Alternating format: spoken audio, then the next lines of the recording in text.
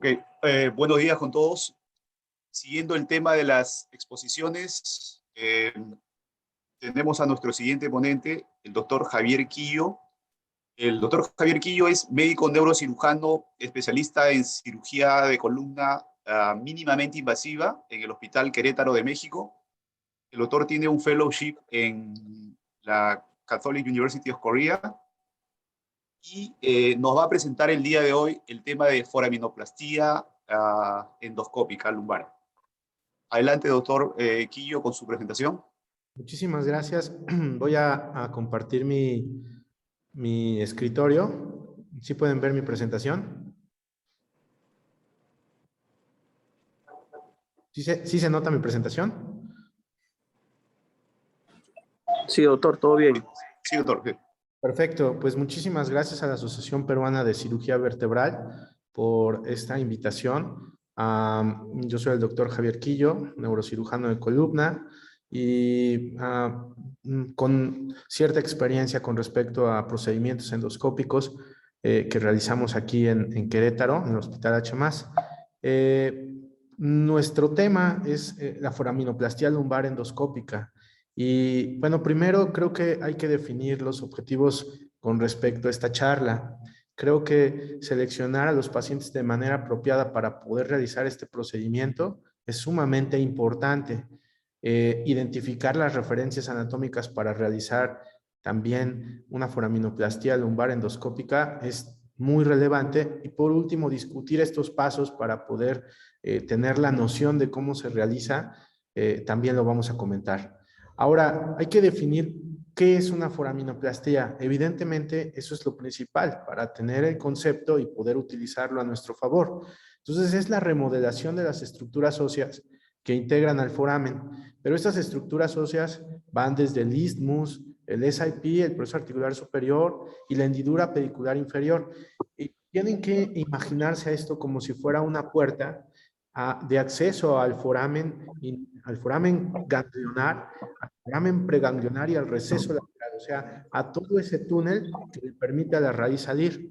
Y evidentemente cuando hacemos este túnel más grande, podremos explorar el espacio epidural ventral, o sea, todas las lesiones ventrales raquídeo, vamos a poder tener un menor riesgo para la raíz de vida cuando dejemos. Sí. No.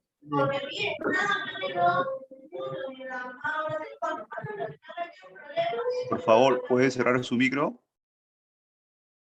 Gracias. Y con este tipo de procedimiento vamos a poder descomprimir a la raíz de salida y de paso. O sea, vamos a tener un acceso al receso lateral del nivel que estemos tratando, si es que el caso lo requiere. Y por último, vamos a poder modificar la trayectoria o el ángulo de ataque del endoscopio.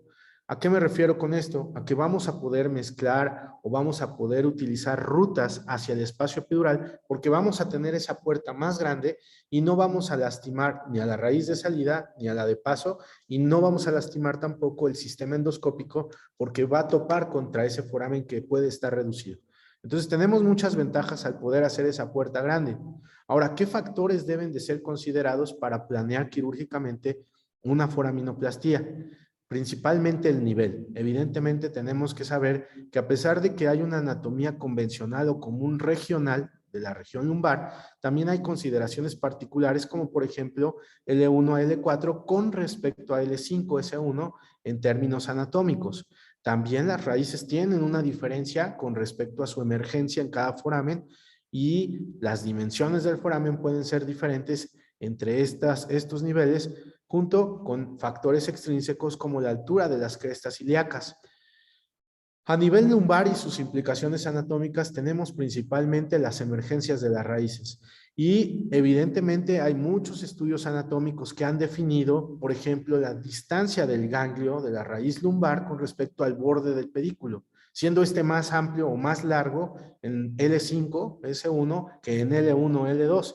Entonces tenemos que empezar a valorar que nuestro abordaje tiene que tener más cuidado con respecto al ganglio en niveles más altos que abajo en L4, L5, L5, S1. Y la otra situación, Vamos a tener trayectos más cortos con cambing, con áreas de cambing más pequeñas a niveles más altos que en niveles más bajos.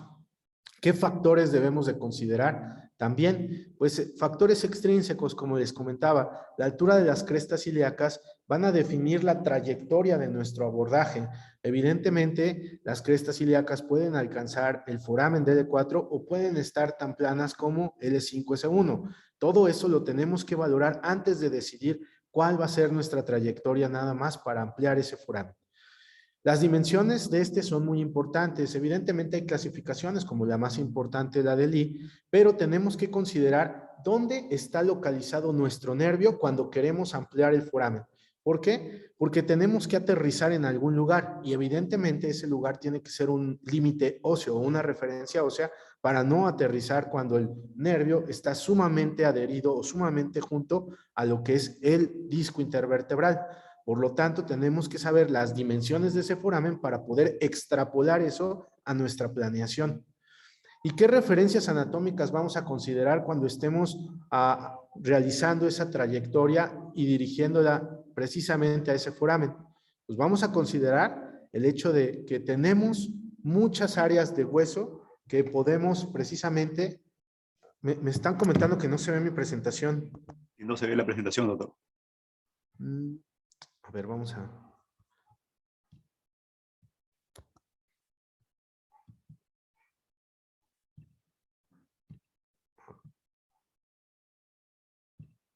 ¿Listo? Sí, sí se ve. Ahora sí se ve. Ok, las referencias anatómicas de las cuales les comentaba, precisamente son esas del foramen que nos van a permitir limitar o bordear esa área donde vamos a trabajar.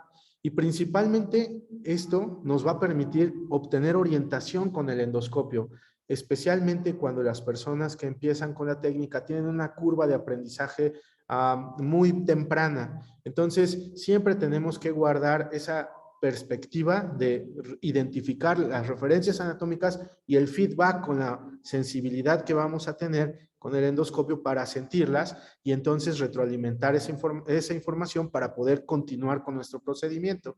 Esas referencias son el proceso articular superior, el isthmus o el proceso articular inferior, el proceso transverso, y todo eso lo podemos ver, evidentemente, si el caso así lo requiere, para poder ir hacia esas referencias o landmarks.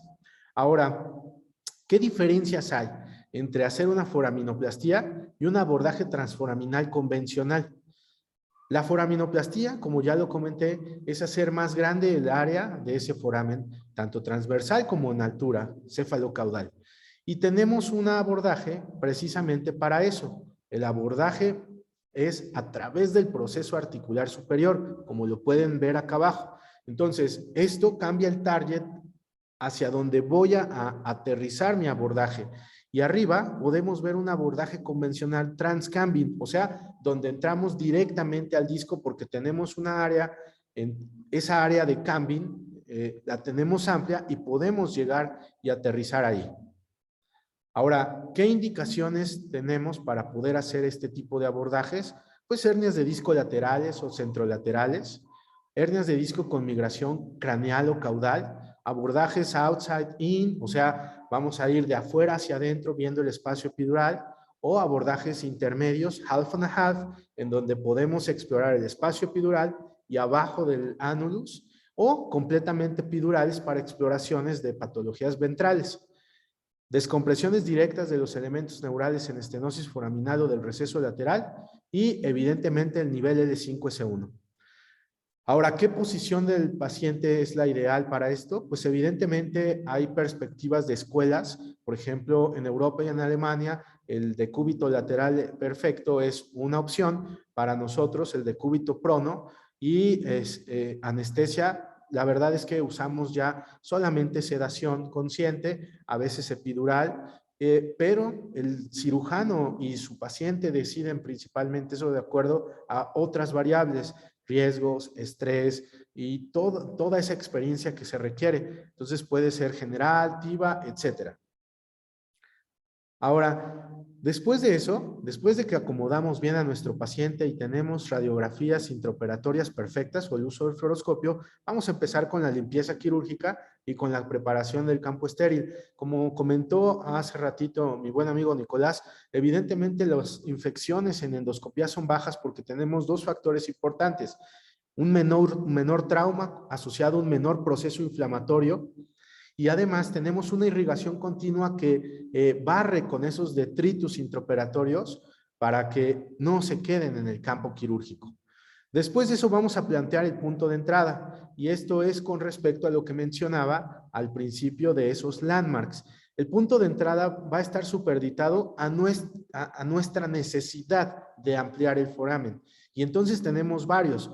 Tenemos el proceso articular superior, tenemos el notch, por ejemplo, del pedículo inferior, y a veces podemos tener el isthmus. O sea, los abordajes para foraminoplastía pueden ser convencionalmente hacia el proceso articular superior, pueden ser en algunos casos para el notch o el borde inferior o el arco del pedículo, o pueden ser más raramente para el isthmus, transísmicos. Después de eso, después de que hemos definido y de que hemos planeado cómo vamos a introducir nuestra aguja, les pongo este ejemplo. Ponemos la aguja o empezamos, y esto deben de ponderarlo como la parte más importante del procedimiento. La localización de la aguja inicial va a definir el trayecto de su abordaje, va a definir la correctibilidad de ese abordaje y va a definir dónde van a empezar. Entonces, algunos sistemas endoscópicos pueden utilizar, o algunos cirujanos prefieren utilizar reamers para hacer la foraminoplastía, lo cual es completamente correcto. Pero algunos otros cirujanos podemos utilizar el sistema de drilado para que esa foraminoplastía sea bajo visión directa. En este caso, después de introducir la aguja, vean dónde queda la aguja, en la parte más ventral y no articulada del proceso articular superior, como lo pueden ver en esta proyección lateral. Y en la proyección AP vemos que estamos por fuera, en la cara lateral de ese SIP. Entonces, ese es nuestro target para ampliarlo. En este caso se hizo con el drill endoscópico y bajo visión directa para definir cuál es la extensión de la foraminoplastía.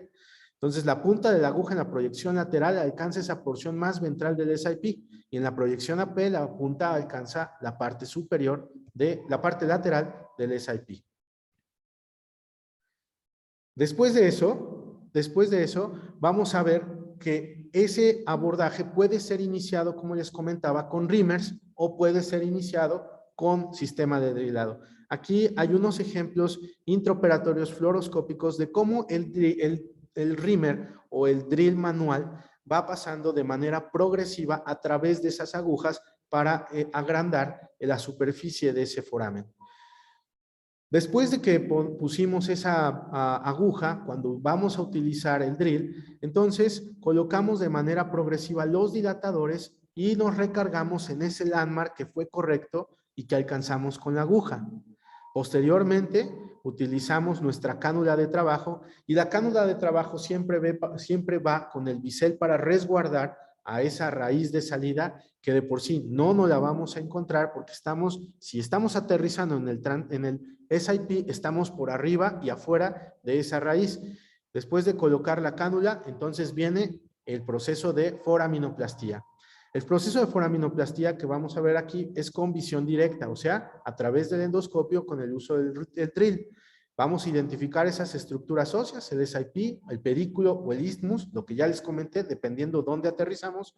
Vamos a remover la porción más ventral del SIP, si escogemos en el abordaje trans-SIP. Vamos a identificar el ligamento amarillo foraminal y vamos a remover ese ligamento amarillo para observar los elementos neurales.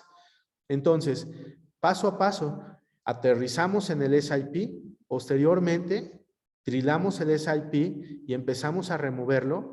Posteriormente bajamos y vemos el pedículo y el notch pedicular de ese nivel inferior, y entonces vamos a removerlo. Y ahora sí, después de removido, tenemos el ligamento foraminal y los elementos neurales, específicamente el de paso, porque dirigimos hacia allá nuestro abordaje. Entonces, este es, por ejemplo, una secuencia fluoroscópica que tenemos en quirófano cuando queremos dirigir nuestro abordaje uniportal endoscópico hacia una migración caudal de una hernia de disco. Entonces, tenemos cómo aterrizamos la aguja, otra vez, en la cara lateral del SIP. Cuando vemos eso en una proyección lateral, estamos viendo que aterrizamos la aguja en la parte más ventral, la más ventral, no articulada, para quitarla y poder acceder al canal. Y la secuencia de dilatación, metemos el primer obturador, seguimos en ese landmark y después ponemos la cánula de trabajo. Vean cómo tenemos una angulación sumamente cráneo-caudal, una angulación que es importante en lateral, pero en AP estamos dejando un ángulo para no lastimar ningún elemento neural. Y lo más importante, estamos por encima de esa emergencia, porque estamos recargados en el proceso articular superior. Vamos a poner unos ejemplos para poner en claro qué es lo que se hizo con estos pasos que acabamos de ver. Este es un modelo anatómico para que entendamos cómo estamos aterrizando el endoscopio. Esta es la espinosa, la lámina, el proceso articular inferior, y este es el SIP. Así aterrizamos sobre el SIP para poder drilar o para poder remover esa parte más ventral y no articulada y nos permita acceder a ese foramen y ir más allá de su parte lateral, poder acceder incluso hasta el receso lateral. En este ejemplo, en una foraminoplastía L4-L5 derecha, volvemos a lo mismo. Aterrizamos nuestra aguja en el SIP, después dilatamos hasta colocar nuestra cánula de trabajo. En este caso, fíjense cómo las crestas ilíacas son tan bajas que nos permiten acceder de manera directa hacia ese SIP de L4-L5. Posteriormente vamos a visualizar el SIP. Después de visualizarlo, ya tenemos orientación y podemos empezar con la foraminoplastía con el drill endoscópico. Vean cómo mi bisel de la cánula de trabajo está recargado, es mi dedo, con ese siento, y entonces hay ese feedback sensitivo para que yo sepa que estoy operando y estoy recargado en algo, y a pesar de que sea una técnica flotante, porque puedo moverla y puedo dirigirla hacia otros lados, sigo sabiendo dónde estoy.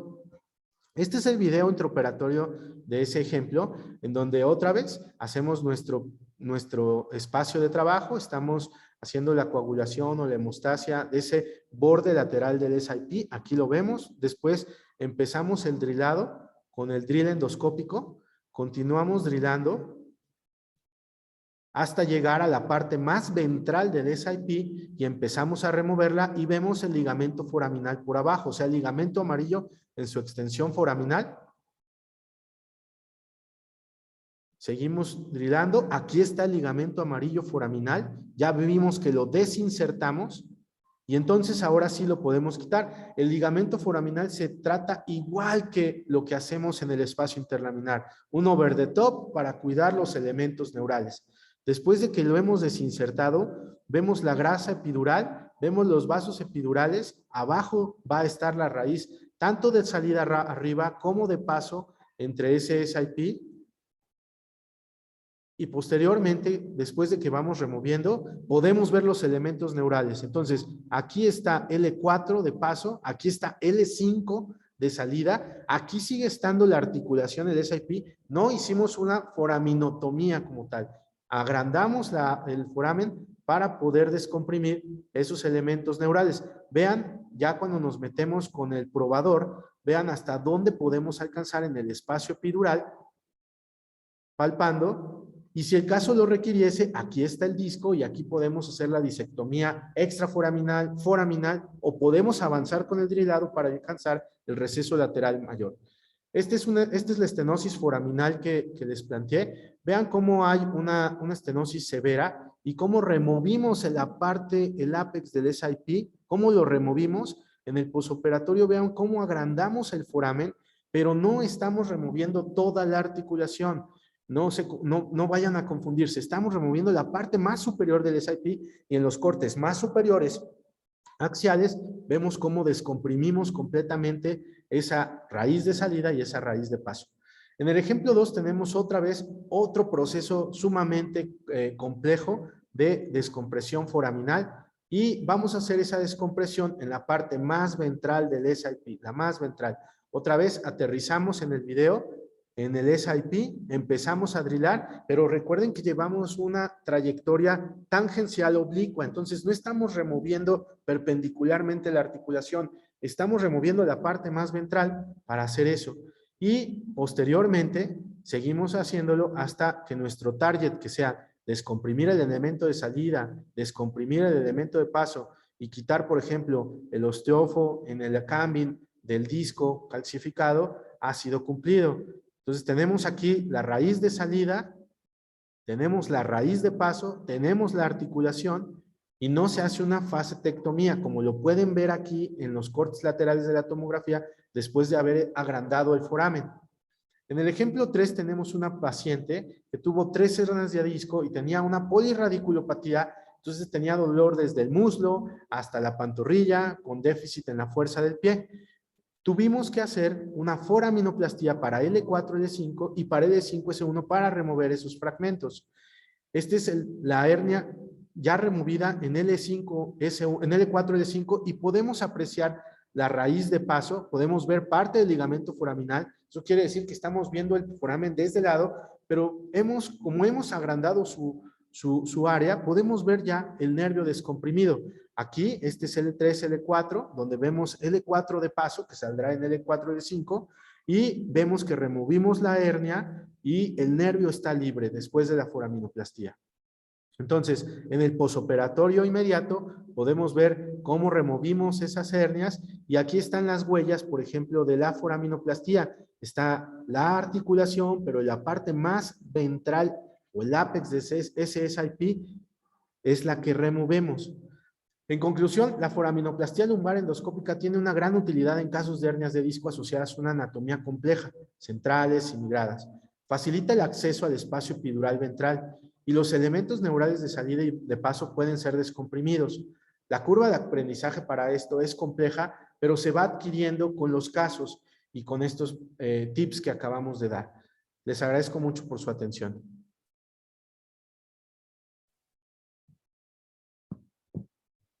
Muchas gracias, doctor Quillo. Excelente presentación. Y bueno, vamos los comentarios al final. Gracias por estos alcances que nos ayudan sobre todo en la aplicación de la anatomía en la técnica quirúrgica, ¿no? Exactamente, muchas gracias. Gracias. A ver, bueno, continuando con nuestra presentación, vamos a invitar al doctor Álava, Wesley Álava. El doctor Álava es médico neurocirujano, jefe del Hospital Cayetano Heredia, profesor de la Universidad Cayetano Heredia, y es uno de los pioneros de la cirugía endoscópica de columna acá en el Perú. Él realizó sus primeras cirugías de endoscópicas por vía posterior y luego por vía transforaminal en el 2011 y tiene una amplia experiencia en ese tema, ¿no? El doctor nos va a presentar el tema de desarrollo de la endoscopía lumbar en el Perú y el uso de radiofrecuencia. Adelante, doctor Álava, con su presentación.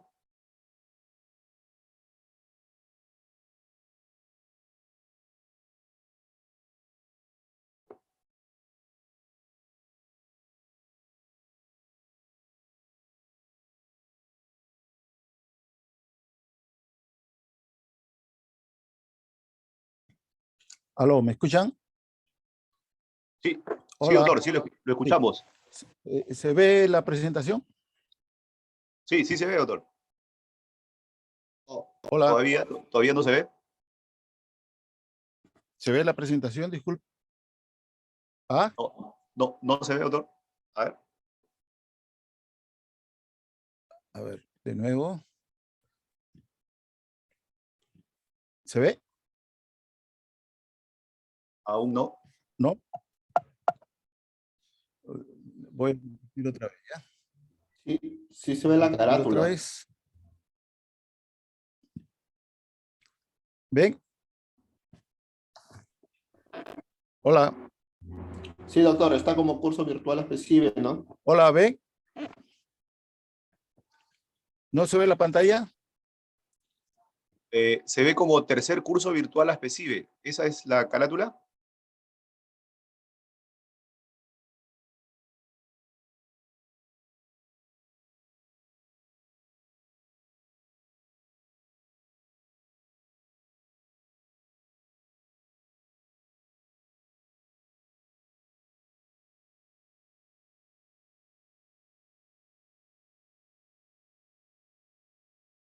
Ya. Ahora sí, doctor.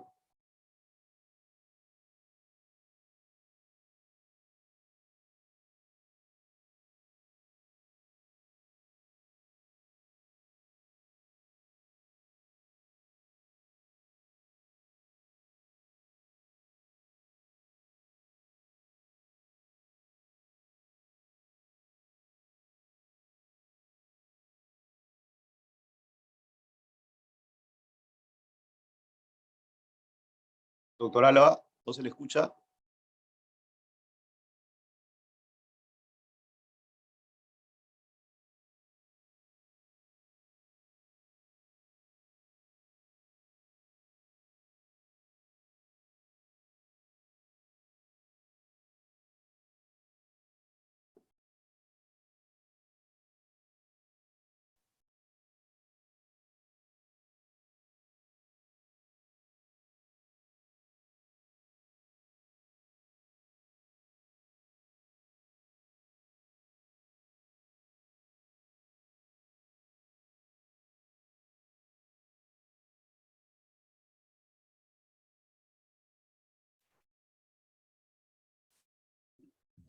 Ahora sí, ¿ve la pantalla?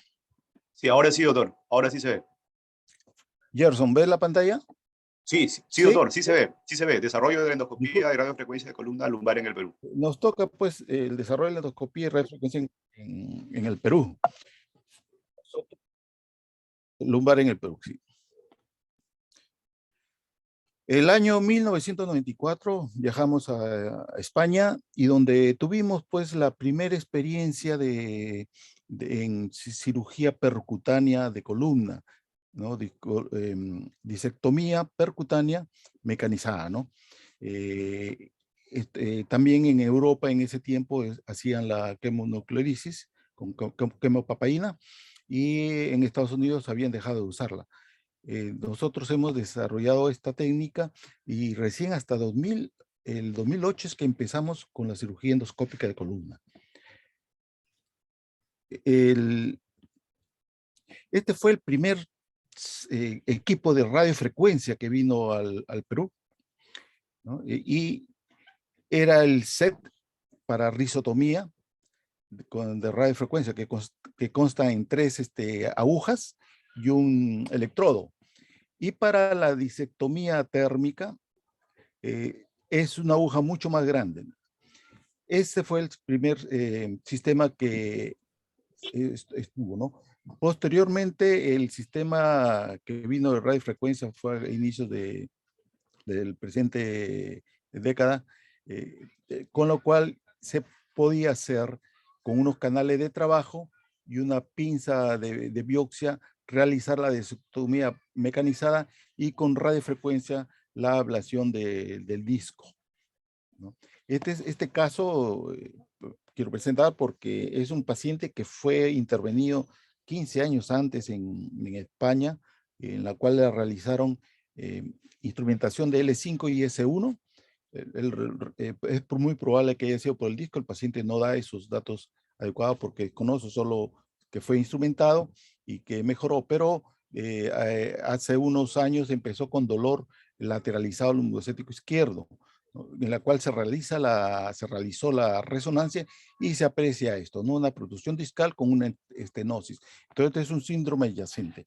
Entonces el paciente ya no deseaba ser instrumentado, ya que tampoco sabíamos qué sistema es, no tenía ese conocimiento y por motivos económicos también no aceptaba la intervención quirúrgica de instrumentación.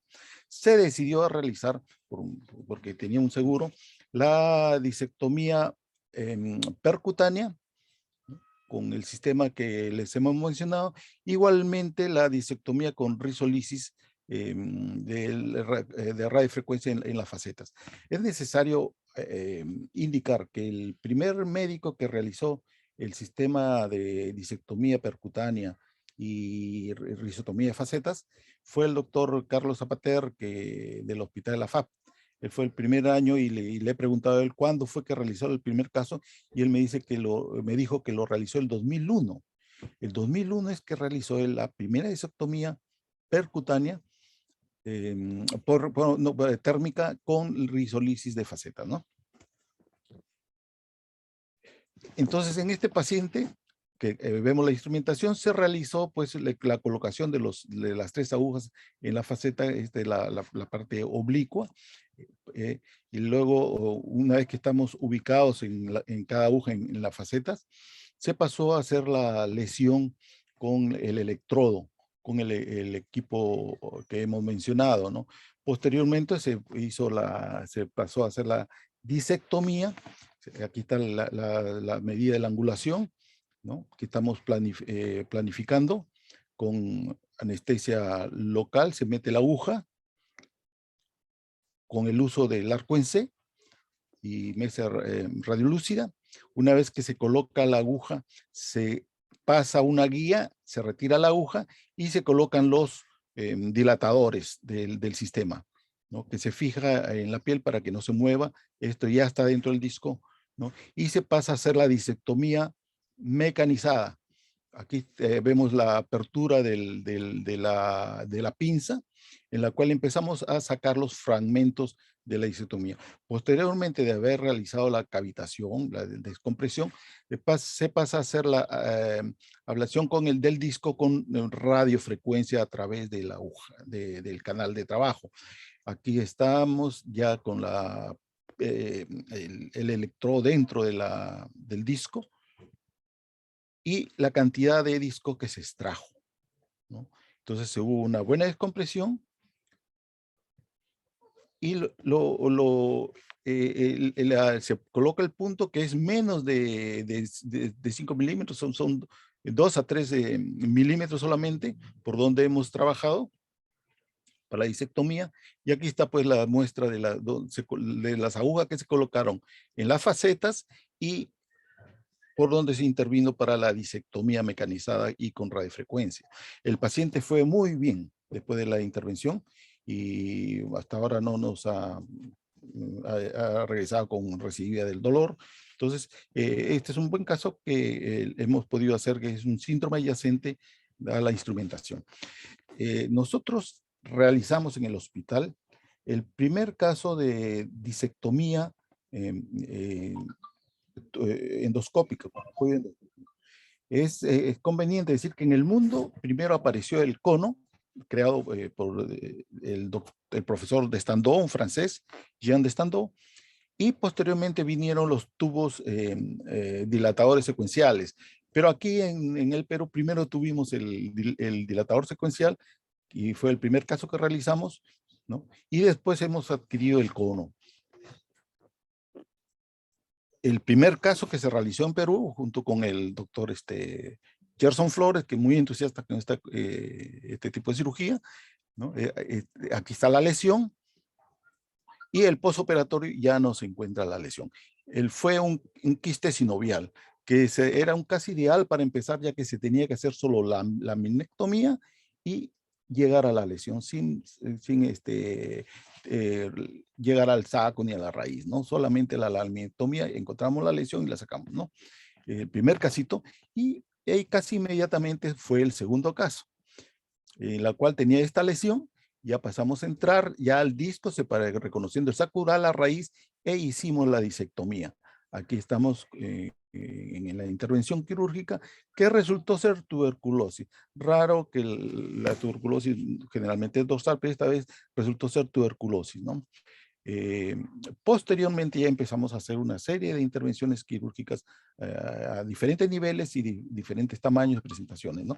Con el tubular o en el Destandau. El Destandau permite, por una triangulación de 12 grados, tener una maniobrabilidad más adecuada para los que estamos acostumbrados a las cirugías abiertas, ¿no? O sea, es factible tener un mejor desempeño en dicha técnica, mientras que el tubular se trabaja en forma recta y ahí sí es mejor tener pinzas en bayoneta que no nos estorban la mano a través del canal de trabajo, ¿no? Este es un caso, ¿no?, en la cual se realiza con el destandó. Ese es el tubo, la broca, se saca el obturador, queda la camiseta y se mete el canal de trabajo, ¿no? En la cual se puede realizar la disectomía realmente, ¿no? Se hace primero los mismos pasos, la laminectomía, flavectomía, se expone la raíz, el saco dural, ¿no? Aquí lo estamos protegiendo con un cotón, ¿no? Y se trabaja directamente al disco extrayendo la R, ¿no? Aquí ya vemos el saco dural, la raíz y el trabajo que se está realizando en el disco, ¿no? El destandó permite 2 pinzas entrar en forma triangulada, ¿no? En una triangulación de 12 grados. Es factible coger esta maniobrabilidad en forma muy práctica y sobre todo que estamos nosotros familiarizados con la cirugía abierta, ¿no? Este es con el tubular, paciente en decúbito prono, con el arco en C, se realiza la planificación, se coloca la aguja.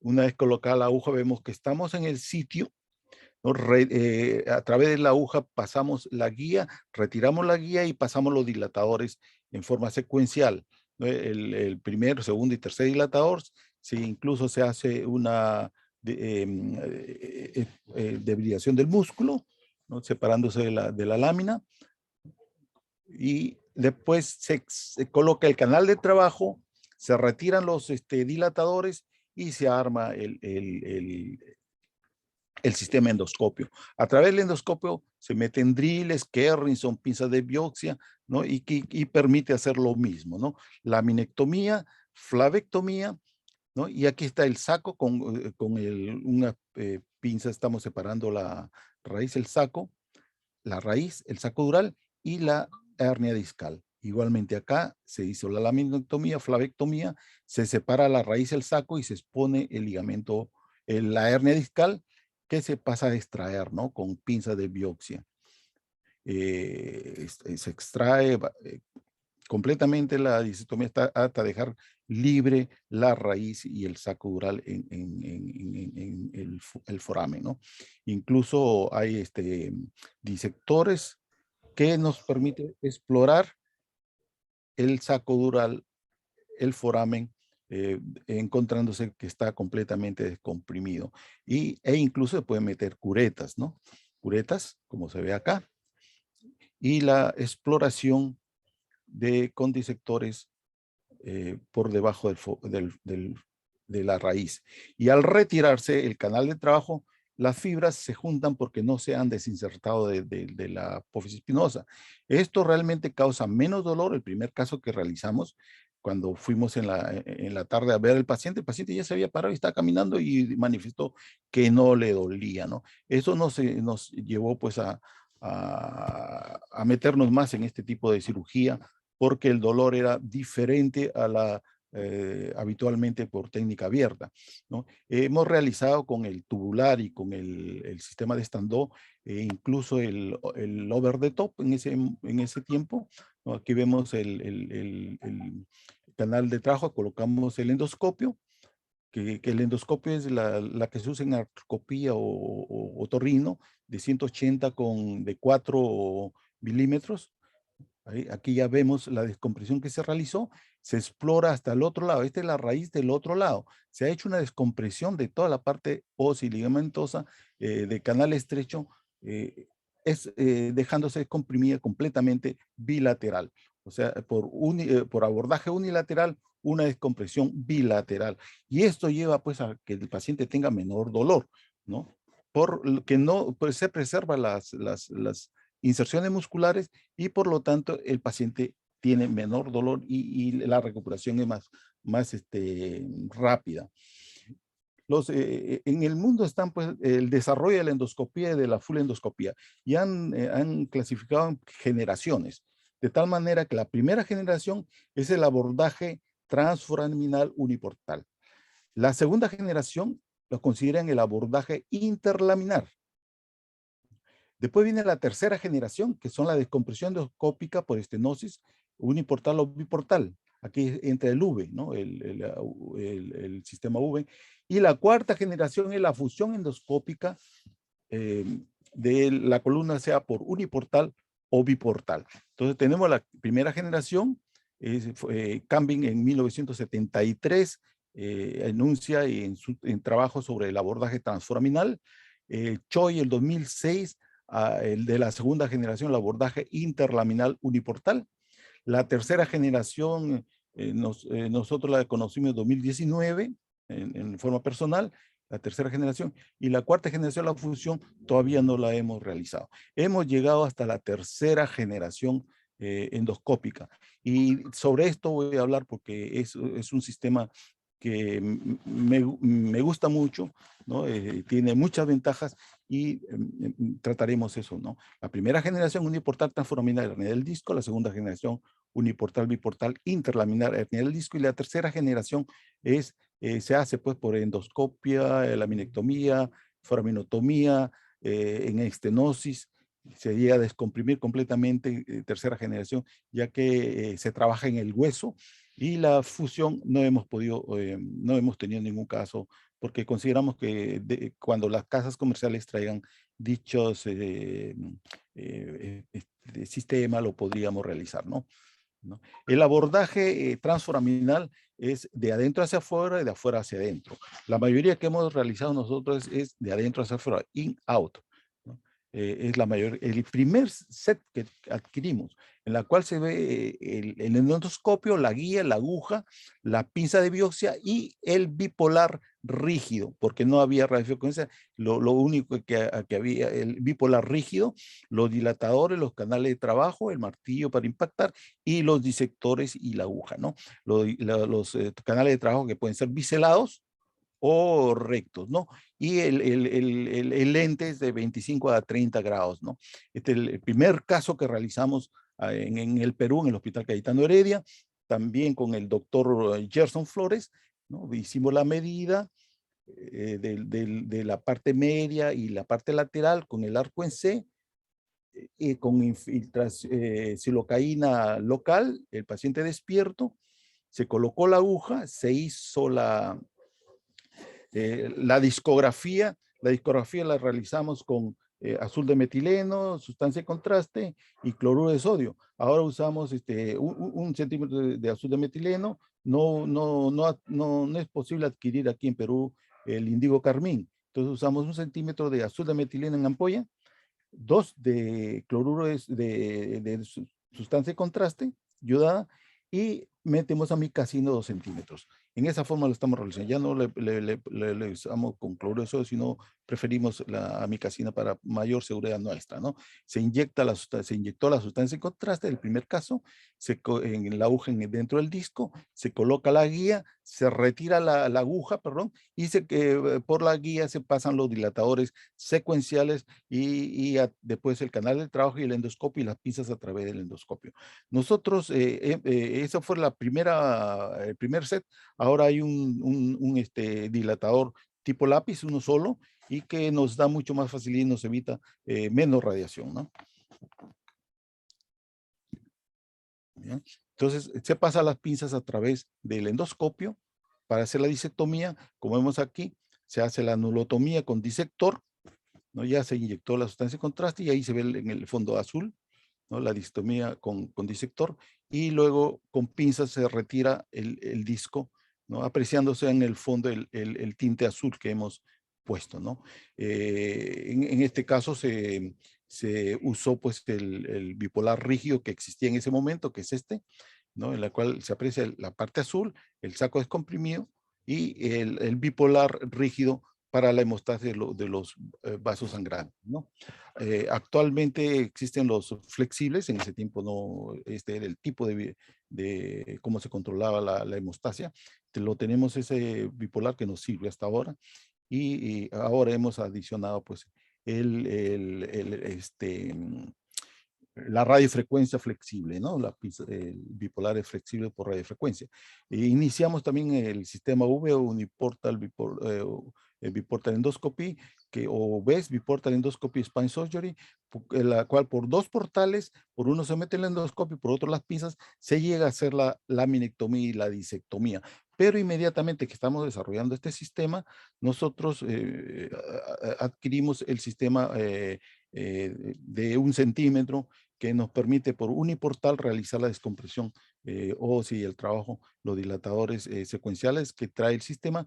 Y ahora, como repito, ya no son los secuenciales, sino el tipo lápiz, que se mete uno solo y se llega por ahí al canal, colocar el canal de trabajo. Y este es el nuevo endoscopio que se tiene, que mide 120 milímetros, angulado, y el lente es mucho mayor que el transforaminal, como podemos apreciar aquí, ¿no? El canal de trabajo, el lente y la zona de irrigación. Y los diferentes sistemas que hemos tenido, el sistema de estandoides con el mismo que se usa artroscopía o otorrino, el sistema para el tubular endoscópico, el transforaminal y el último endoscopio, que es muy versátil, que se usa con canales de trabajo, biselados incluso, y que espirilados, y que permite trabajar y disecar muy bien con los diferentes Kerrinson de mayor mordedura, ¿no? Y que son rotables e intercambiables, pinzas de biopsia, canales de trabajo, dilatadores, disectores, curetas, y el bipolar es con radiofrecuencia. Para comparar, pues, el endoscopio último, que de la 3ª generación, con el endoscopio anterior de la 2ª generación y primera, ¿no? La cual ya permite ver que es más grueso, mejor visión, y permite introducir, pues, por esta pinza más gruesa, ¿no? Y con un mayor lente, ¿no? Este es el lente de la 1ª generación y 2ª, el canal de trabajo, y este es el canal de trabajo por donde pasan pinzas mucho mayores, y el lente también es más, permite mejor visión por ser mayor, ¿no? Se usan pinzas incluso flexibles de diferente mordedura, ¿no? Y los Kerrinson igualmente, ¿no? Kerrinson hasta de 4 milímetros, lo cual permite hacer una laminectomía muy adecuada. Aquí, para ver el video, en la cual una vez colocada el canal de trabajo, se pasa el endoscopio y queda, pues, tejido blando en el canal de trabajo, que se pasa a retirar haciendo prehemostasia con la radiofrecuencia, ¿no? Se saca la parte blanda del músculo. Aquí siempre tenemos que ver el límite del borde inferior el borde inferior de la lámina en la B, y el ligamento amarillo. Y aquí apreciamos y delimitamos, ¿no? Sacamos y limpiamos bien para ver bien la lámina, la lámina superior, borde inferior. Como vemos aquí, este es el borde y el ligamento amarillo. Acá está el ligamento amarillo, vamos separando, y con Kerrinson, y ahí ya se abrió, con Kerrinson, ¿no? Siempre usando el ligamento amarillo como un amigo para que proteja, ¿no? Una vez que se hace la ventana, por ahí se introduce, porque es con irrigación continua, el cloruro de sodio, y separa el saco dural y la raíz, ¿no? Cuando son hernias grandes hay que tener mucho cuidado, ¿no? El disector se va separando, ¿no? Y con Kerrinson se hace la laminectomía, ¿no?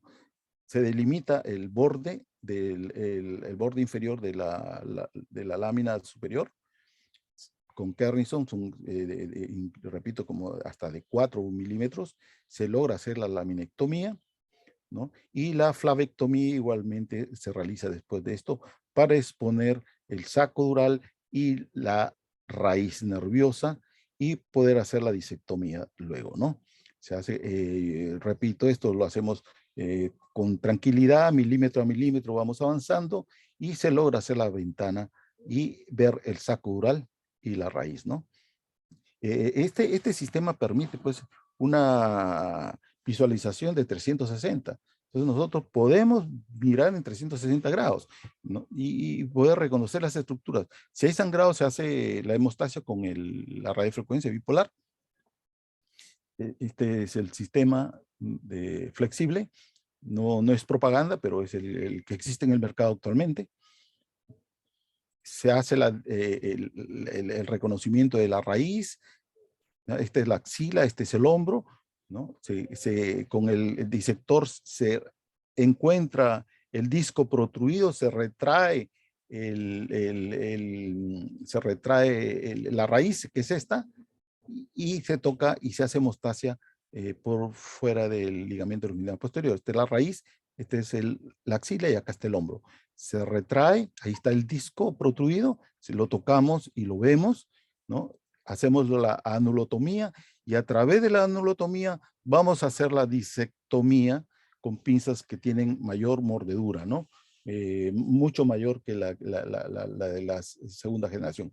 Son pinzas que incluso son flexibles, ¿no? Que permiten avanzar, ¿no? Estamos trabajando en el hombro, ahí está la raíz, el hombro, y la ventana por donde se está haciendo la disectomía con gran facilidad, ¿no? Con gran facilidad. Esto nos ha dado mucha satisfacción el uso de este sistema. Desgraciadamente empezamos en el 2019 y vino la pandemia, ¿no? A fines del 2019 vino la pandemia y nos bloqueó. Y tuvimos que, como a todos nosotros, paramos la parte de endoscopía programada, de cirugía programada, ¿no? Se hace la hemostasia y todo es con irrigación continua y se explora y se ve muy bien el saco dural y la raíz, ¿no?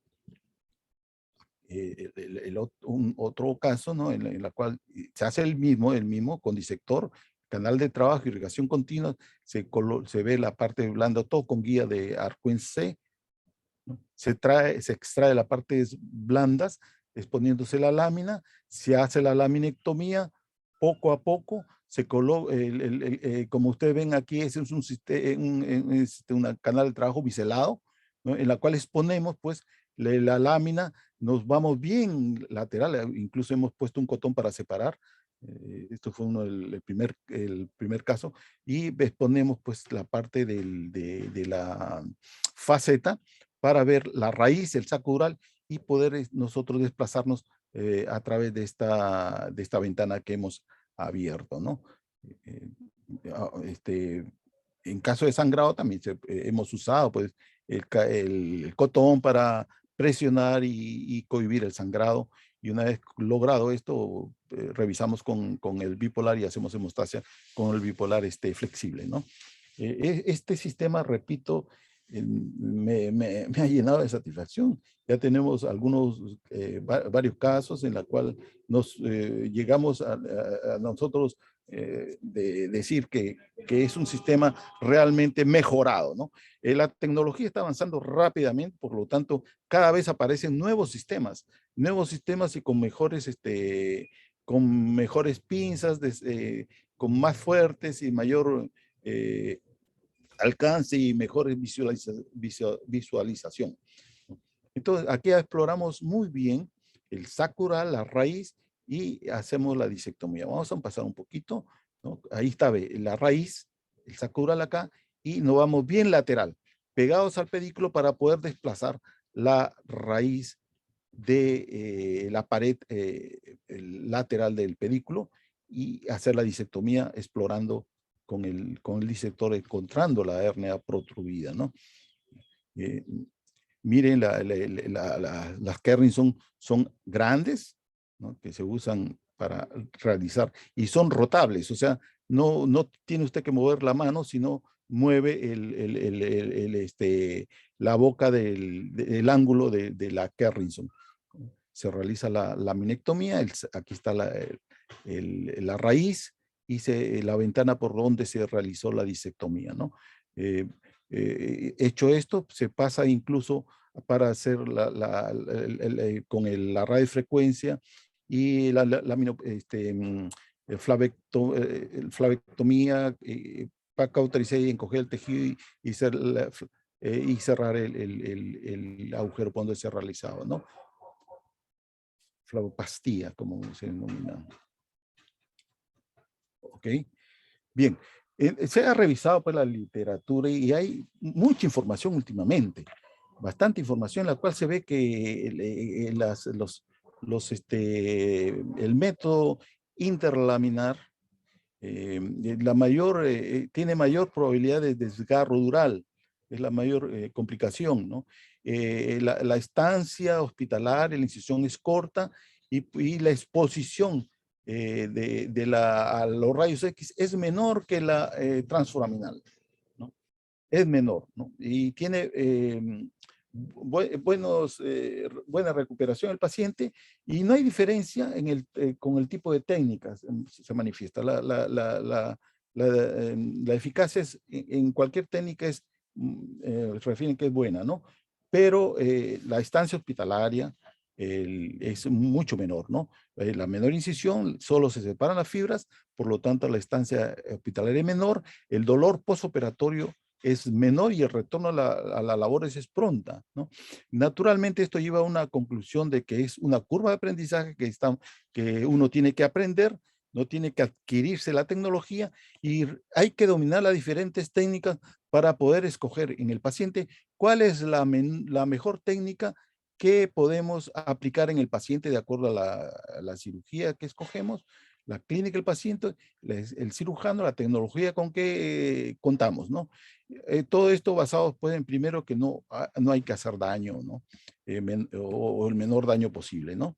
Ok, agradezco a todos por la invitación y estamos adelante, doctor Flores.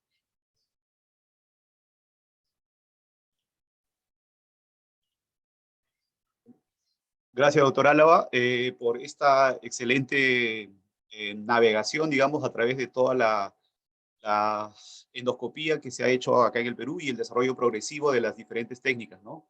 Y la experiencia que nos han mostrado en sus casos, principalmente en hernia, en disectomía endoscópica transforaminal. Bueno, a través de estas dos presentaciones en este bloque, el doctor Javier Quillo nos ha presentado en forma muy didáctica y muy útil. Nos ha mostrado el uso de la aplicación de las variantes anatómicas de cada nivel en el uso, en el desarrollo de la foraminoplastia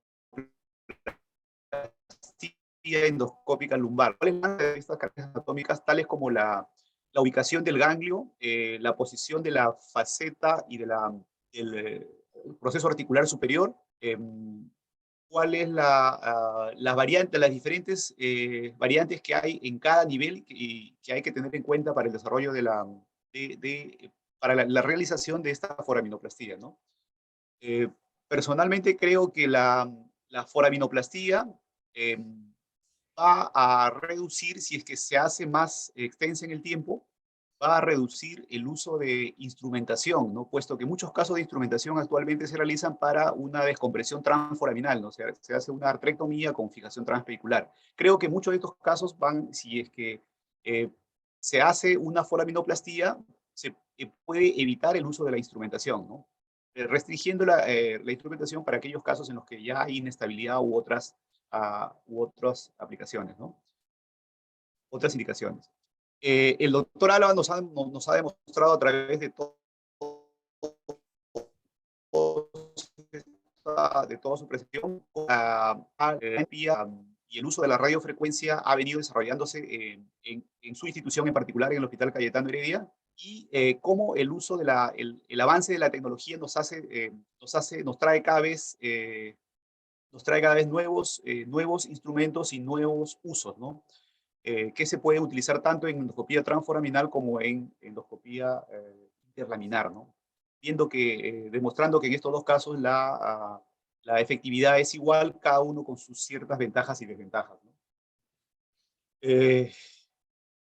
Yo quería preguntar al doctor Javier si es que, no sé si se encuentra todavía, creo que ya no. No, ya no se encuentra. Ya. Una pregunta en todo caso para el doctor Álava. quería saber si es que es posible el uso de la endoscopía transforaminal en hernias extruidas o migradas, ¿no? ¿Qué tan posible es realizar esto, no? Sí. Cuando empezamos nosotros en 2008 con la endoscopía, se decía que las hernias migradas, extruidas, estaban excluidas de este sistema. Pero con el desarrollo de esta técnica, ahora no son excluidas. Se permite realizar esto porque se han diseñado, repito, bipolares flexibles y también pinzas que angulan flexibles, ¿no? Que llega usted a mirar e introducir la pinza por sitio donde no entra la pinza rígida y se puede hacer. Lo que se tiene que hacer es la planificación previa. ¿Dónde está el fragmento migrado y qué angulación debo realizar, ¿no? Debo realizar para llegar a ese fragmento migrado. Entonces, hay que planificar bien, estudiar bien y realizar, pues, como repito, hay que pensar si tengo la tecnología. Si no tengo la tecnología adecuada, mejor me abstengo si es que no tengo esas pinzas flexibles, ¿no? Que las puedo introducir en avance, ¿no? En avance para encontrar el fragmento, ¿no? Incluso hay disectores que se pueden flexionar y angular, ¿no? De tal manera que lo introduzco por sitios donde no puede entrar un disector rígido, ¿no? O sea, es factible ahora desarrollar pero hay que estudiarlo previo y hay que tener pues los instrumental adecuado para poder realizar las disectomías, la extracción de las hernias migradas extruidas, ¿no? Gracias, doctor Álava. Hay una pregunta acá del doctor José Urquizo. Dice, en hernias en HDP residual post-resección endoscópica, que tengan indicación quirúrgica, ¿usted realiza resección endoscópica otra vez o lo hace por vía cirugía abierta, ¿no? Las que hemos tenido, la hemos hecho por endoscopía, ¿no? No hemos, en el inicio, lo que teníamos es que cuando veíamos o no estábamos satisfechos, pasábamos o teníamos algún problema, lo abríamos. Ahora no, todo lo tratamos de solucionar por endoscopía. Y con este sistema de tercera generación, yo veo que realmente nos va a dar, nos está dando más satisfacción que las primeras, ya que en la transforaminal la mordedura es muy pequeña, ¿no?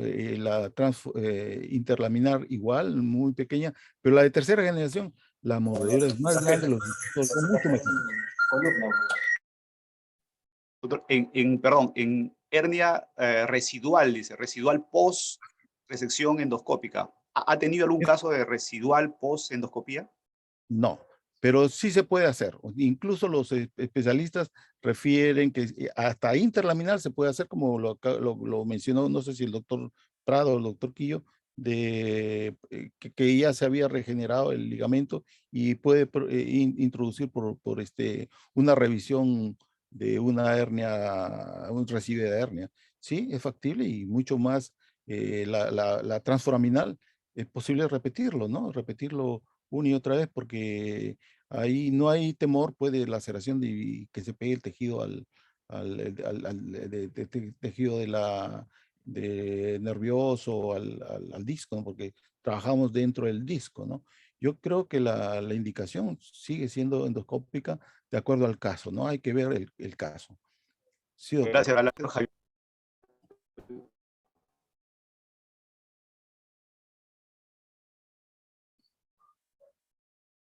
Gracias, doctor, que ya no está.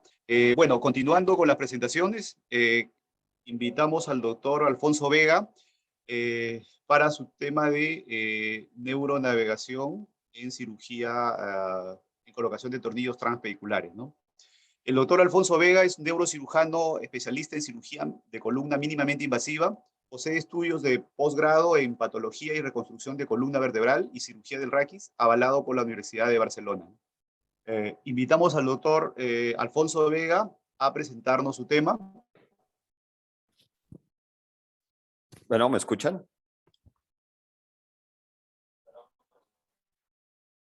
Sí, sí, doctor. Muchas gracias. Gracias al doctor Vladimir Sánchez por la invitación a la Asociación Peruana de Cirugía Vertebral. Déjenme comparto mi pantalla. Ahí está. Sí me ven, ¿verdad? Sí, sí, doctor. Ok, perfecto. Pues nuevamente muchas gracias a la Asociación Peruana de Cirugía Vertebral, el doctor Vladimir Sánchez por la invitación. Vamos a hablar un poco de la navegación en este curso de actualizaciones en cirugía de mínima invasión. Tenemos ya varios años con experiencia en la navegación vertebral, principalmente desde el 2009. Y bueno, en el tema ya, adentrándonos en el tema como tal, aquí voy. Pues bien, la cirugía de columna mínimamente invasiva se desarrolló con el objetivo, todos sabemos, de disminuir el daño colateral del abordaje quirúrgico, principalmente daño con menor sangrado transoperatorio, menor atrofia muscular, menor dolor postoperatorio, o con una estancia hospitalaria más corta para tener una pronta recuperación del paciente. No podemos hablar de mínima invasión si no se obtienen los mismos resultados que en una cirugía abierta, resultados tanto clínicos como radiológicos. ¿Cuáles son algunas desventajas de la cirugía de mínima invasión? La curva de aprendizaje es significativa, mayor duración de las cirugías al inicio, poca o nula referencia anatómica porque son procedimientos percutáneos, mayor radiación porque necesitamos guiarnos con una anatomía radiológica, lo cual incrementa el riesgo de malposición de los implantes, principalmente los tornillos. Dichas desventajas se deben en parte a que los sistemas de imagen utilizados durante los procedimientos de mínima invasión son equipos de fluoroscopía, lo cual dan una anatomía radiológica biplanar de mayor o menor calidad dependiendo la calidad o la marca del equipo, y lo cual genera una mayor exposición a radiación de todo el equipo quirúrgico y del paciente. Empleando los sistemas de navegación, esas debilidades se convierten en fortalezas, se vuelven cirugías más rápidas, tenemos imágenes en 3 dimensiones, axial, coronal, sagital. Obviamente hay una menor radiación, una mejor precisión en la colocación de los implantes y una verificación intraoperatoria con este tipo de sistemas de navegación. La navegación en cirugía de columna es donde el navegador posiciona visualmente la ubicación del instrumento con respecto a un marco de referencia y lo proyecta en un estudio de imagen. Esto es como un Waze para colocar el tornillo. Dentro de la evolución de la cirugía de columna guiada por imágenes en esta línea del tiempo, podemos ver cómo la navegación como la conocemos actualmente viene o tiene sus bases en la navegación de cráneo con la adquisición de una tomografía preoperatoria, colocación de fiduciales, y de ahí viene la tomografía preoperatoria, navegación como tomografía preoperatoria, la fluoronavegación, fusión CT fluoromatching, de ahí aparece el fluoro 3D, viene el LOARM, que es un híbrido entre un fluoro 3D y una tomografía intraoperatoria, y de ahí se vienen sembrando las bases para otras tecnologías, como lo es la realidad aumentada, la cirugía robótica, o probablemente lo que venga ya más desarrollado con mejor calidad es la navegación electromagnética. Nosotros, donde tenemos más experiencia, aunque hemos ido con cada una de estas tecnologías, donde nos hemos centrado más es con el OARM.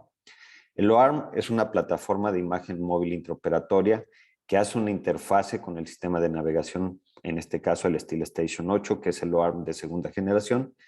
Es, como les digo, no es un tomógrafo, es una fluoroscopía isocéntrica. Tienes un sistema de emisión de rayos X con un haz cónico y un detector plano, lo cual genera que 391 imágenes en 13 segundos alrededor del paciente, para con eso tener imágenes tanto como un fluoroscopio en 2D y imágenes 3D con reconstrucciones tridimensionales en vistas ortogonales, en axial principalmente, lateral y coronal. Estas imágenes son lo más parecido a unas imágenes que genera un tomógrafo. La adquisición de imágenes, principalmente aquí, se hace en la posición quirúrgica real, es decir, lo cual mejora el margen de error en la navegación y disminuye el tiempo quirúrgico. Los campos de visión en el OARM, principalmente en la primera generación, era un cilindro de 20 por 20, lo cual permite incorporar de forma cráneo-caudal hasta 5 cuerpos vertebrales. En la segunda generación de Loarm lo hicieron más grande, pero más ancho. En este caso, el cilindro se volvió de 40 centímetros en ancho. Esto permite no solamente poder incorporar incluso la pelvis, sino en procedimientos craneales. Lo están ocupando para complementar procedimientos de estereotaxia, principalmente en DBS. Por lo tanto, este sistema pues, permite hacer una planeación intraoperatoria, planeación preoperatoria, imagen intraoperatoria y confirmación postoperatoria dentro del quirófano. Sin embargo, también el equipo o estos equipos tienen instrumentos muy dedicados por la marca, con los cuales solamente se verifican una sola vez cuando entran al campo quirúrgico y se ven en la pantalla tal cual como un tornillo, como una lesna, como una caja o como un punzón.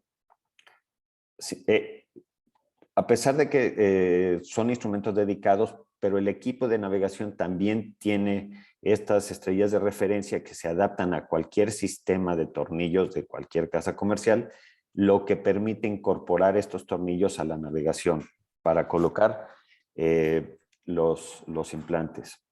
Este es un estudio, aunque es un poco viejo, pero es la percepción de los cirujanos en relación a la parte usuaria. ¿Cuáles creen que son las ventajas, desventajas, indicaciones de la navegación?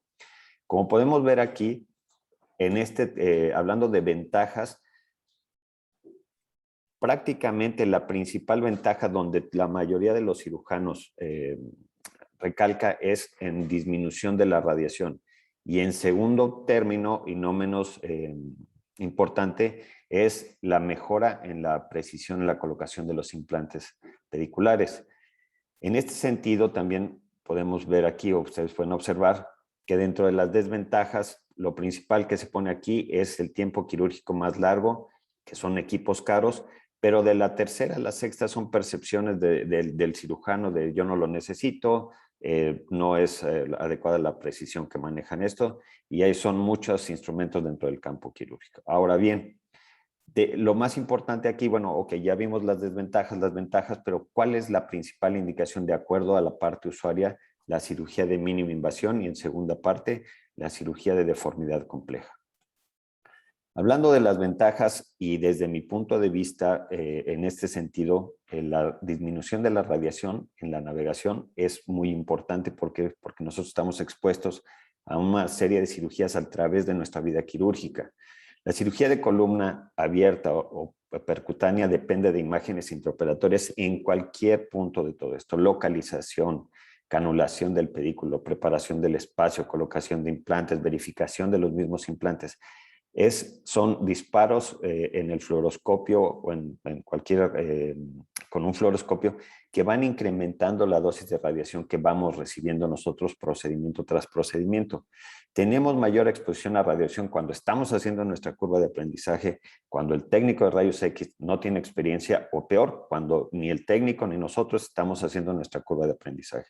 Cuando es un paciente obeso, cuando estamos haciendo una deformidad o estamos haciendo mínima invasión. Y esto, la mayor exposición a radiación, pues definitivamente pues nos lleva a tener mayor riesgo de padecer algún alopecia, eritema, cataratas o incluso cáncer, que todos en algún momento conocemos o hemos tenido conocidos que han tenido alguno de estos problemas. En esto vemos que la cirugía de columna, en la exposición a radiación en un cirujano, en una cirugía convencional, es 10 veces más con un fluoroscopio que con el uso de la navegación. Y también está bien descrito que la exposición a radiación es mucho mayor en los procedimientos mínimamente invasivos que en los procedimientos adversos. En esta revisión sistemática se concluye que la navegación evidentemente disminuye la exposición a la radiación del cirujano y del equipo quirúrgico. Otra ventaja de la navegación es quitarse durante el procedimiento toda esa parte de ropa plomada, collarín, chaleco, eso, que lo ocupamos necesariamente si no tenemos un navegador. Ahora bien, ya hablando en el tema de la colocación de la navegación en la colocación de los tornillos pediculares. ¿Cuáles son las ventajas? Evidentemente la principal es la precisión. En esta revisión sistemática y este metaanálisis comparan evalúan la precisión en la colocación de tornillos pediculares utilizando diferentes técnicas de imagen intraoperatoria, desde una fluoroscopía tal cual y 3 sistemas de navegación: fluoronavegación, navegación contacto operatoria y el uso del OAR.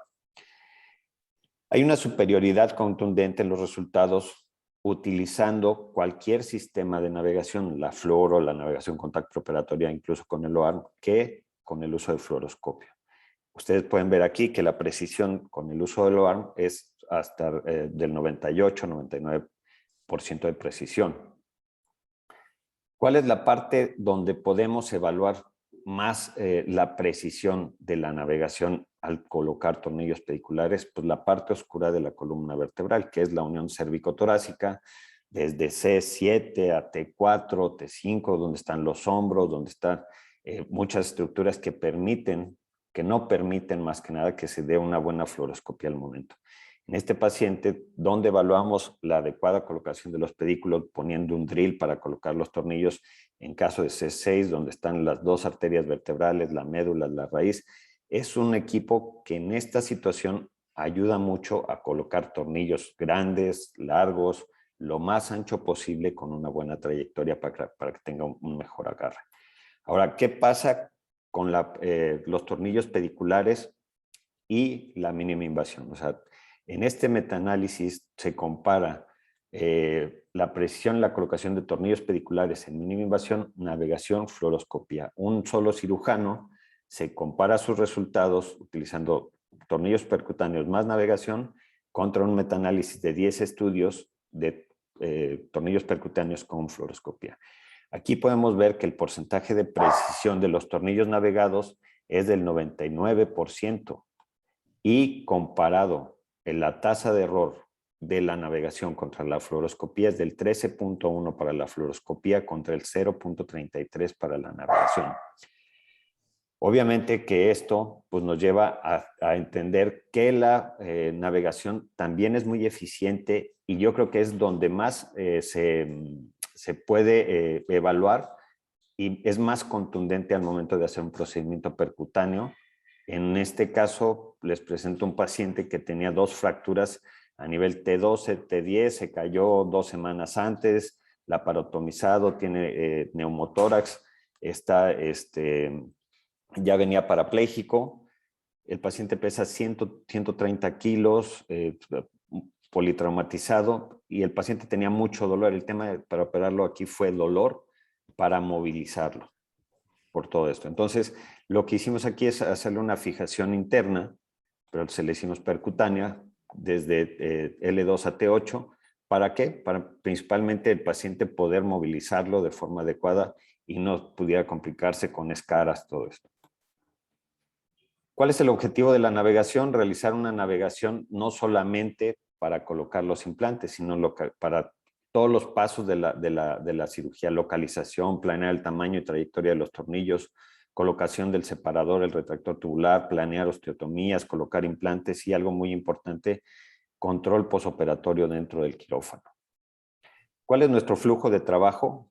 Primero que nada, debemos de definir cuál es la posición del paciente, qué vamos a hacer, qué cirugía vamos a hacer, si una lumbar, una torácica, si lo vamos a hacer cervical, si lo vamos a poner lateral, porque de eso depende nuestra organización dentro del quirófano. La disposición dentro del quirófano, en este caso, es un setup donde vamos a hacer una cirugía torácica, la cabeza del paciente está hacia el navegador, aquí está el navegador con la cámara infrarroja y el cirujano y el ayudante están aquí.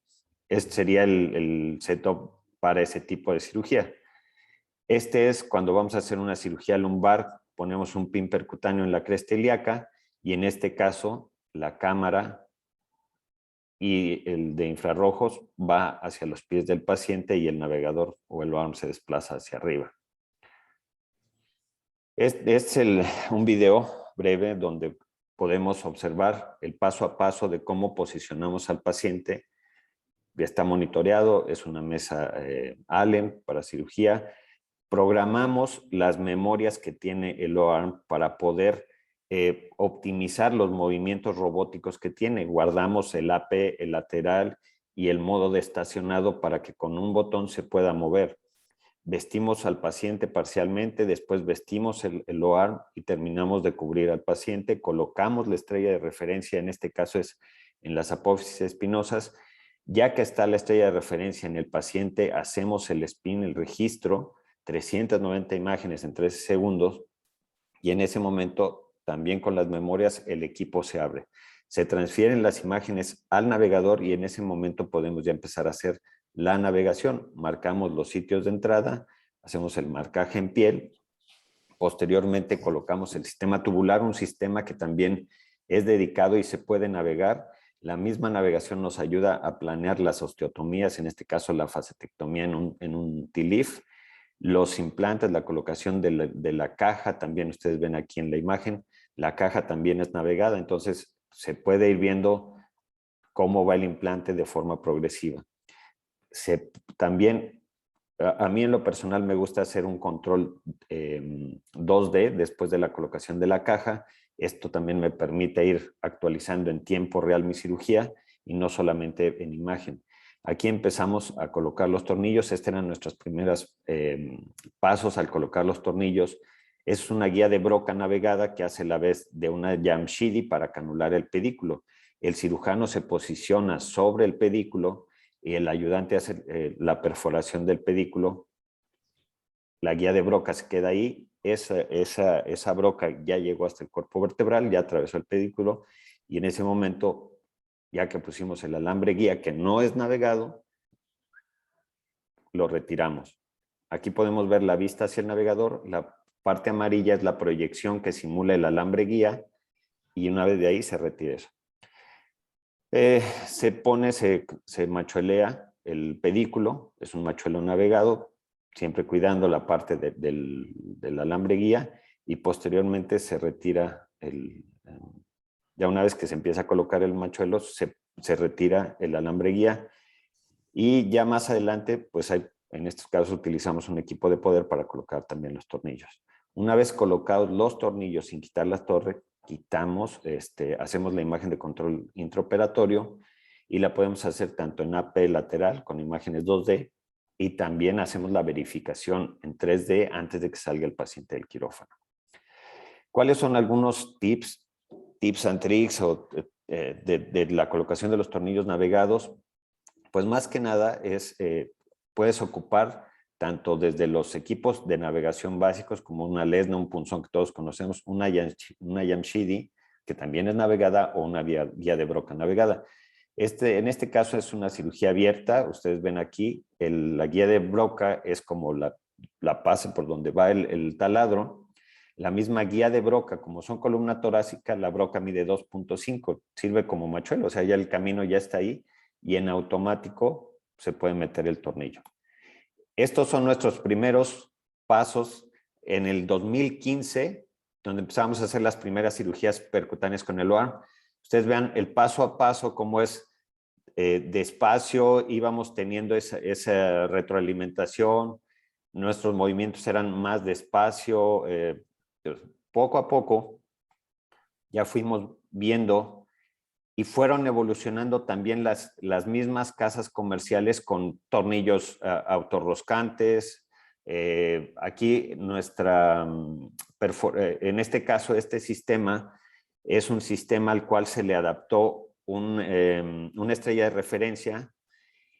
Y aquí ya no metemos machuelo ni nada, como es un tornillo autorroscante, ya solamente integramos el tornillo a la navegación en 5 pasos, lo muestra, con el puntero marca 3 puntos sobre la estrella de referencia y en ese momento ese tornillo, como es autorroscante, pues ya lo incorporamos a la navegación y lo podemos poner de forma directa. Yo no pongo, ya solamente meto el machuelo, el tornillo sobre el alambre guía.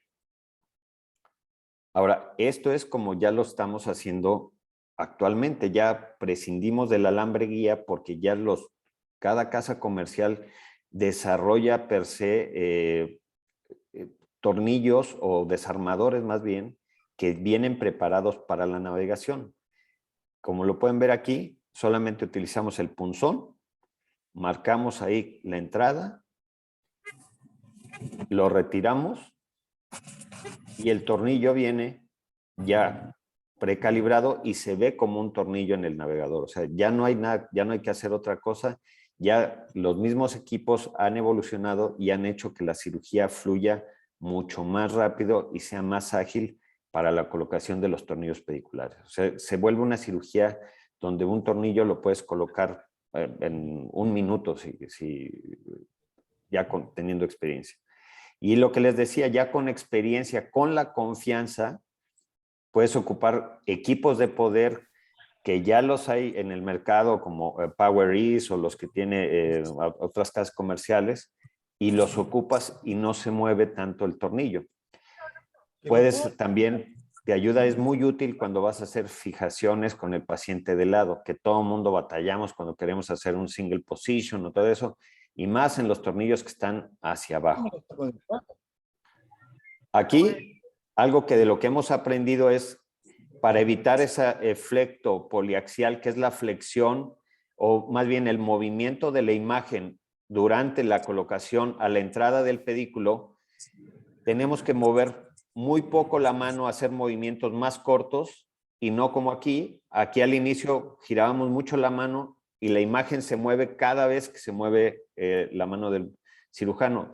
Si tú haces movimientos más cortos, ese efecto poliaxial aquí es mucho menor. Y eso te ayuda mucho a que tu navegación sea al principio que no te alteres porque el tornillo piensas que va hacia otro lado. En nuestra curva de aprendizaje, desde el 2009 hacia el 2020-22, pues hemos visto que la navegación no solamente es o nos sirve para colocar implantes, para colocar tornillos. Tiene muchas indicaciones amplias, se pueden ampliar sus indicaciones conforme se va uno sintiendo con confianza, conforme se va sintiendo seguro con el uso del navegador. Debemos tomar en cuenta que la navegación es la base de las nuevas tecnologías, principalmente realidad aumentada y cirugía robótica. Es bien interesante que en Estados Unidos en este momento hay muchísimo más robots que O-arms o equipos de navegación, aunque son la base para complementar la cirugía robótica. En conclusión, las ventajas de la navegación en cirugía de columna mínimamente invasiva, principalmente disminuye la radiación intraoperatoria del equipo quirúrgico, no hay necesidad de ocupar protección radiológica, mejora la precisión en la colocación de tornillos pediculares, lo cual se traduce en menor índice de complicaciones, de reoperaciones y de demandas. Muchas gracias.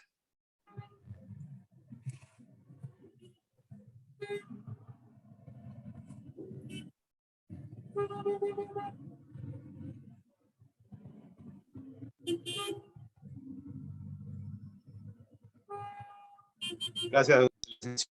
La neuronavegación es útil en la colocación de los tornillos en la fijación transveicular por mostrarnos cómo esta ha evolucionado a lo largo de los años y los detalles a tener en cuenta durante el procedimiento en sí, ¿no? Hay una pregunta acá del doctor Pablo Pino. Dice, ¿cuál es el menor margen de error que debería considerarse para un pedículo de 3-4 milímetros para colocar el tornillo transveicular? ¿Margen de error de la navegación? O... creo que se refiere a que en un pedículo delgado de 3-4 milímetros, ¿qué tan seguro es colocar un tornillo usando neuronavegador, ¿no? Muy, muy seguro. O sea, si ¿dónde se evalúa como tal la precisión? Les decía, en la unión cervicotorácica. Si tú pones pedículos cervicales con el navegador, es muy seguro.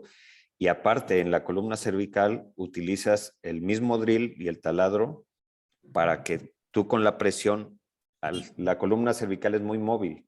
Entonces, cuando tú haces presión o lo quieres hacer manual con el punzón, se mueve mucho la columna y eso altera la navegación.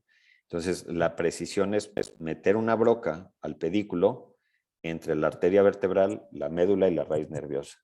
Es muy precisa. O sea, ¿qué pasa con pedículos pequeños o la navegación permite poner tornillos muy anchos? O sea, tornillos normalmente en L5 puedes poner tornillos de 7.5. y muy largos. Eso es cuando hay en sacro puedes poner 8.5 si la casa comercial los tiene. Eso te permite esa seguridad. Los torácicos puedes poner los más grandes porque también los pedículos se ensanchan cuando va entrando el tornillo. Gracias, doctor. Bueno, si no hay más preguntas, agradecemos al doctor Alfonso Vega por su presentación. Agradecemos al doctor Vega por su presentación sobre neuronavegación. Eduardo Laos para la culminación de este curso. Muchas gracias. Gracias, doctor. A ustedes, gracias. Buenas. Bueno, saludando y agradecer al doctor Alfonso Vega por tan interesante tema. Nosotros recién en Perú no estamos recién, pero se está difundiendo todavía aún más lo de la neuronavegación. Esperamos que las casas comerciales se animen a traer equipos de última tecnología y poder utilizarlo acá en el Perú para la parte de columna. Espero que estos 2 días haya sido provechoso. Como mencioné ayer, la parte de hacer estos cursos, compartir experiencia, tener felizmente en la parte virtual la presencia de exponentes de la región, latinoamericanos, de muy amplia trayectoria, referentes, tanto en la cirugía mínima invasiva que fue ayer como hoy día en la parte endoscópica y la neuronavegación, que nos ayudan sobre todo quizás a confrontar, ratificando o mejorando algunas tomas de decisiones clínicas que hemos tenido o que tendremos, y impulsarnos a seguir desarrollando o iniciar más con la cirugía mínimamente invasiva en cirugía de columna, que al último el objetivo, como dijeron ayer y muchos hoy, es la calidad de vida, mejorarle la calidad de vida a los pacientes. Y como dijo el doctor Álava, haciendo el menor daño posible, porque queramos o no, toda cirugía va a tener algún riesgo, y en la cirugía de columna no hay el 100% de éxito en todos los pacientes. Entonces siempre es bueno ver las revisiones, compartir los conocimientos, y espero que ese objetivo se haya logrado con este curso. He agradecido mucho a los ponentes, he agradecido a los asistentes, lo sigo haciendo, pero en el día de hoy quiero agradecer a dos personas importantes para el desarrollo de este día, que es al doctor Vladimir Sánchez Ochoa y al doctor Gunther Munguía, que han sido muy importantes para desarrollar esta actividad el día de hoy. También el día de ayer, evidentemente, somos un equipo en la parte organizativa, pero hoy día ha sido muy importante estos 2 médicos, cirujanos de columna, que les apasiona y están inmiscuidos en esto. Esperemos contar con su apoyo y que son parte de nuestro equipo desde este año, para seguir desarrollando las actividades académicas. Gracias, doctor Sánchez Ochoa. Gracias, doctor Munguía Monterroso, por el día de hoy. Muy bien, con esto agradecerles nuevamente y queda por culminado este curso. Estemos atentos a las actividades de ahora en adelante presenciales que vamos a ver. Igual los jueves académicos van a seguir siendo virtual, es ingreso libre. Igual este año tenemos certificado por el Colegio Médico de esa actividad de los jueves académicos, y damos por culminado este curso. Muchísimas gracias. A continuación vamos a dejar a los que deseen la parte opcional de la evaluación para el certificado del día de hoy, y luego se procederá a poner la evaluación del día de ayer para los que no pudieron desarrollarlo. Es opcional, pero recordad que para el proceso de recertificación, si en el certificado sale la parte evaluatoria, vale 50%, o sea, vale el doble para ese proceso. Entonces, muchísimas gracias. Esperemos encontrarnos en otra oportunidad. Nos vemos. Cuídense.